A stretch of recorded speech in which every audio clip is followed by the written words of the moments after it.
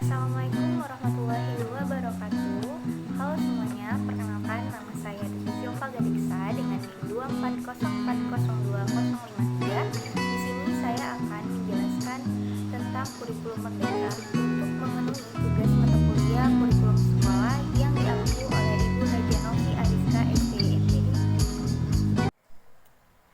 Nah, apa sih itu kurikulum merdeka? Nah, kurikulum merdeka adalah kurikulum yang memberikan kebebasan belajar kepada guru dan peserta didik untuk mengembangkan potensi, minat, dan kemampuan mereka secara optimal.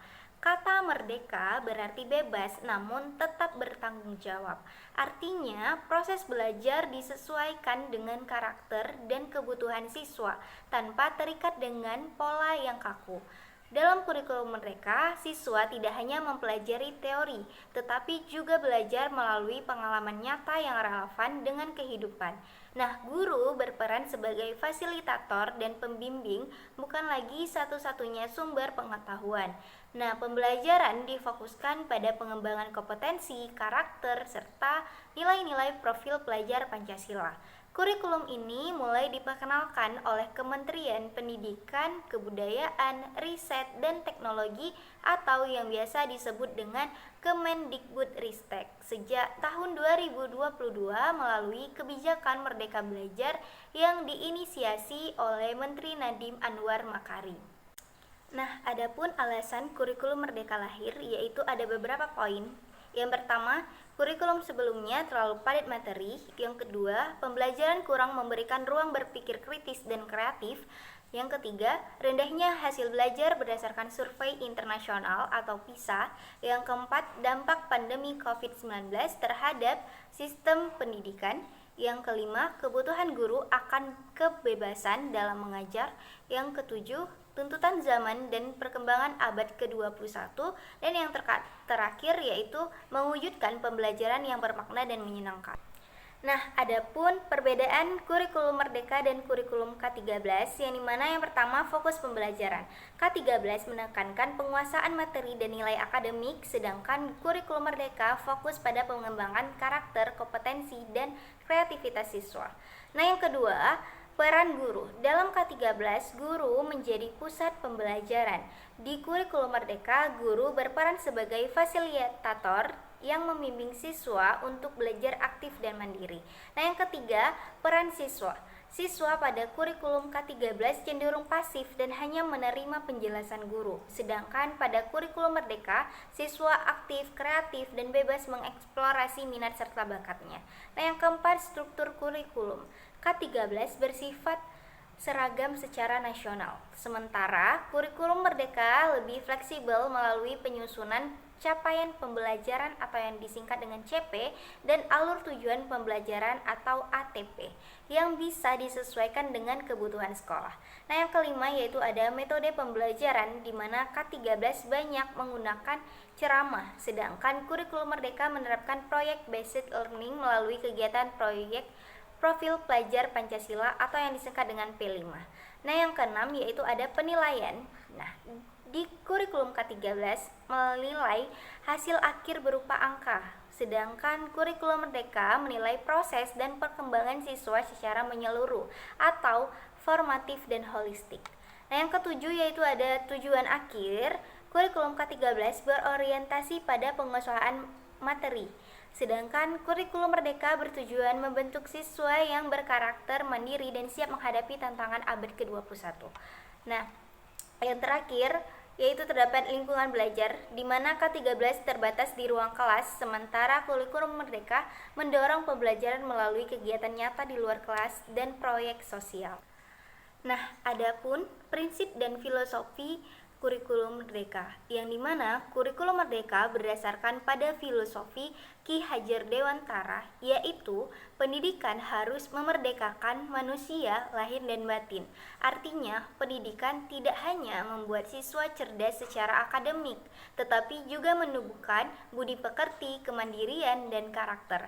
Nah, filosofi ini menekankan bahwa setiap anak memiliki potensi unik yang harus dikembangkan tanpa tekanan dan paksaan.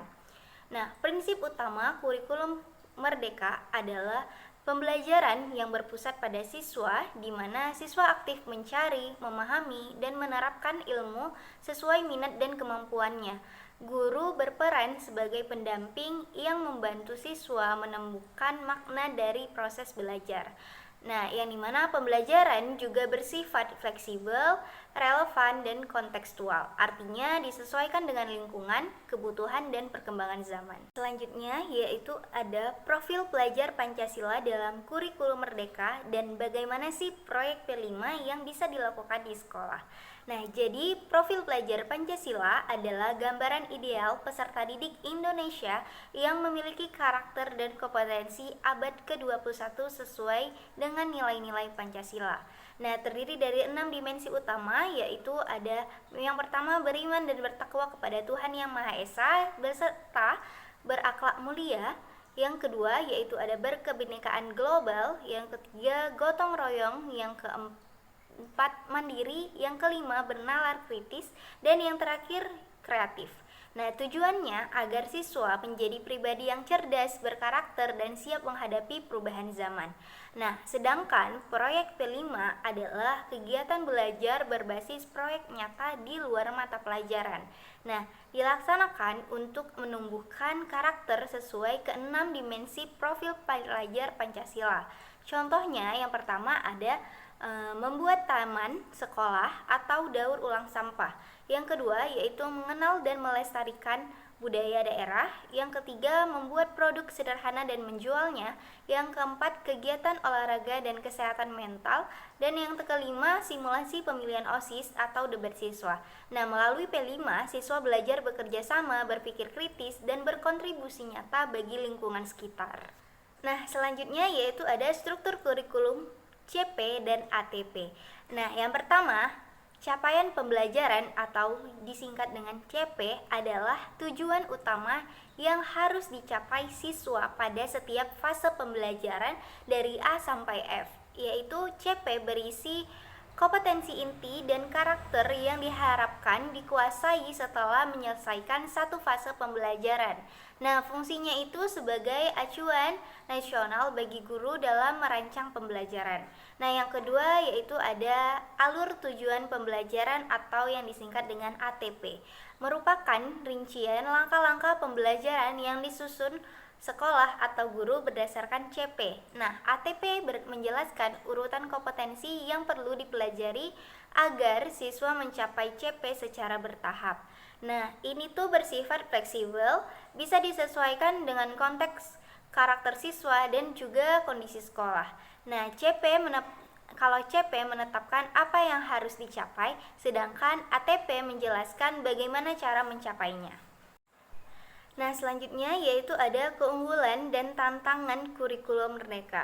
Nah, yang pertama yaitu ada keunggulannya, yang dimana keunggulannya itu sebagai pembelajaran lebih menyenangkan dan relevan dengan kehidupan nyata. Lalu guru memiliki kebebasan berinovasi dan juga siswa lebih aktif, kreatif, dan mandiri.